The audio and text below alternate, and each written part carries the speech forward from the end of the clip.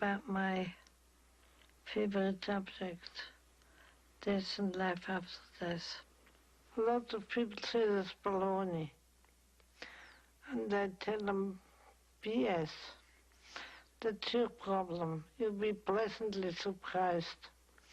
When you come on the other side, I will give you a karate chop and remind you of your own stupidity and your own narrow-mindedness.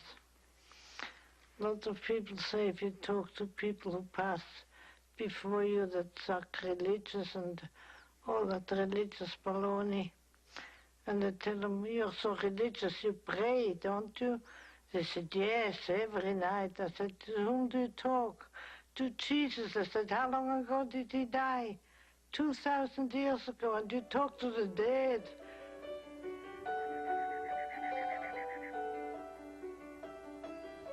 Death, for me, is a graduation.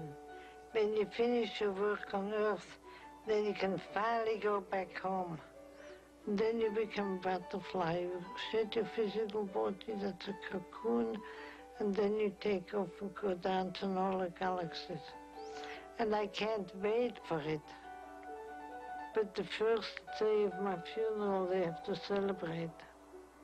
I'm going to have a big party. You can even get drunk on whiskey sour and good red wine. And celebrate that I'm finally able to take off. Everybody can smoke, everybody can drink, everybody can dance, everybody can do anything they want. Then they can go home and cry if they want to. I will not look.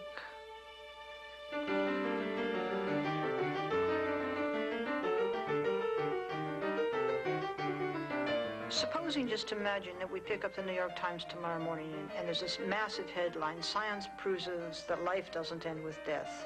What would it do to us? I think that we're so used to this terror of death and this clinging to this immediate life that it would take a long time to settle down because the change is subtle and profound.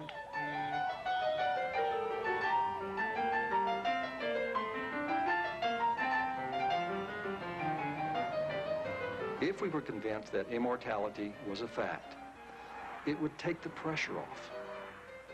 It would help us to escape this sense of desperation, that this is all there is. And I think that with this would come a feeling of serenity and peace and tranquility that would be translated into the world. I think we would be less inclined to be at each other's throats in this existence. It becomes a much more humane society across the board. And you don't need to struggle constantly for the biggest power and the most toys, because ultimately we're part of a very long continuum. And this is only seen as a snapshot. And while you're here during this snapshot, you should probably be kinder to people.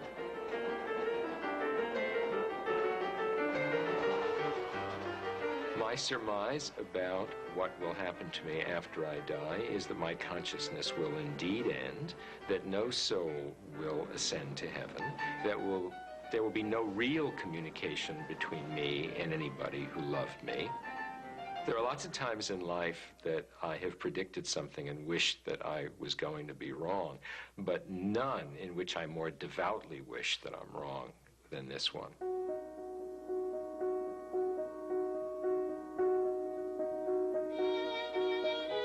I fear about the process of becoming dead, but not the process of being dead, because that's just a translation or a transition to another existence. I know that my son is alive. I know it's not a hallucination. He's just gone on to another place, a place that I'll go, that I'll see him again. I will. I know I will. I think Uncle Joey is in heaven because he wouldn't have been smiling at me if he wasn't, or he wouldn't have been happy. If you realize there's an after and that love is the vehicle that keeps us in touch, then that tells you, I think, a lot about what love is for in this life. And that love survives death. And I really believe it does. especially when there's a strong love. It never dies. It never dies. And of course, I'm not afraid of death anymore either. I'm not afraid of it at all. I'm looking forward to it. I'm not in a hurry for it now because I've got too many interesting things going on.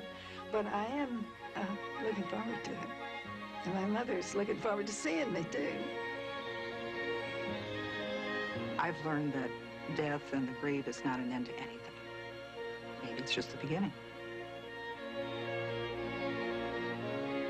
I think that considering these questions is what makes us human, is the definition of the human, and this is what I mean by the fact that we are spiritually intelligent creatures. Human beings are defined as the creatures who ask ultimate questions. We need to know the meaning of things. We need to know why we are here. We need to know what it means that we are here. We need to know what it means that we are going to die. But the tragedy of the individual death aside, death is a part of the process of life. It's another stage we go on to. And when you reframe human life like that, you see us as part of the context of the whole history of the universe. Our bodies are made out of stardust. Our minds follow the same laws and principles that bind the stars together. We're part of this wonderful cosmic drama. Death is part of the wonderful cosmic drama.